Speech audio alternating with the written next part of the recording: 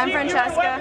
I'm from the Bay Area as well, and yeah, here basically to, you know, I mean, the Republicans can't meet without meeting some kind of resistance as well, you know, and they're going to be celebrating and living it up, and you know, it's just, it's not okay to do that without some kind of cry of protest. So that's why I'm here. Okay, now, you got any questions? Absolutely.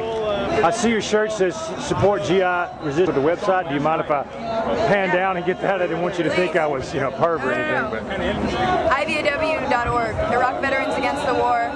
So what? Combat vets, medics, folks who have really lived the experience of war and are now against, have been completely changed because of it and are dealing with it, are not getting their benefits, they're not getting help, they're being prescribed every which medicine, you know, and they have addictions, they have problems, they have PTSD. So you know, IVAW and a lot of other veteran support groups are trying to make sure that they are taken care of and that they have support, and they also have a, you know, they belong here, they belong, the Republicans need to listen to them, as well as the Democrats. So do you feel that the problem is a Republican problem or a Democrat problem, or just the fact that it's a money problem? Well, I think you kind of said it. It's definitely a money problem, and it stretches between the Republicans and the Democrats, and both pander to being for veterans when actually they're not. And you know, they all have their photo ops with veterans that support them, and they're basically use veterans as a tool, not really listening to the veterans' real needs and what they're actually really dealing with. So you know, groups like Iraq Veterans Against the War, they're not being listened to as much because they actually want political change. They actually don't want, it's not about party politics to them, it's just about basic needs. So I think it stretches, it's beyond parties at this point, you know. It's just about basic needs that aren't being met. And the Democrats, you know, the Democratic run Congress has not, the Senate has not, and has not ended the war. You know, what have they done? It's a lot of sort of patting on the back, but when are the Democrats actually going to do something as well, you know?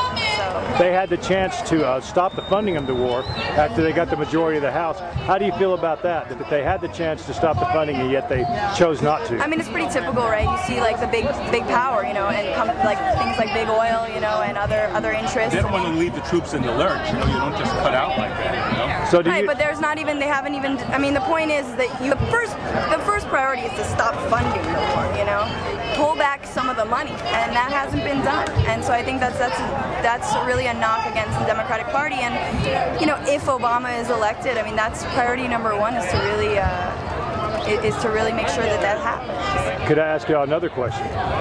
What type of government is America?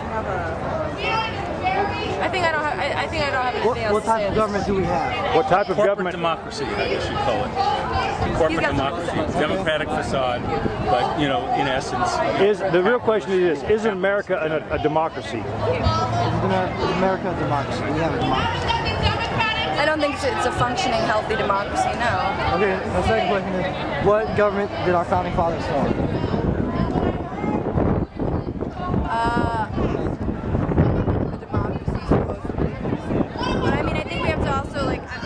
I get frustrated at the exaltation of the founding father, founding it upon things like slavery and killing of native folks here in the United States. So that also needs to be remembered, that when the Constitution is signed, when the country is created, that people we're also free. Now, did you know? Well, the answer to that is that we live in a republic. Oh, okay. To the republic for which it stands. Oh, true. Now, did you know that the original Declaration of Independence was 1,000 words longer than what it is today? The original Thomas Jefferson's version. Do you know what the other 1,000? Do you know what the 1,000 words, extra 1,000 words said?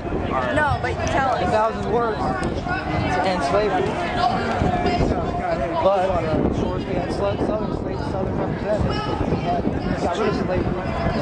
So a lot of our founding fathers were against it. We have 3 of them, 4 against it.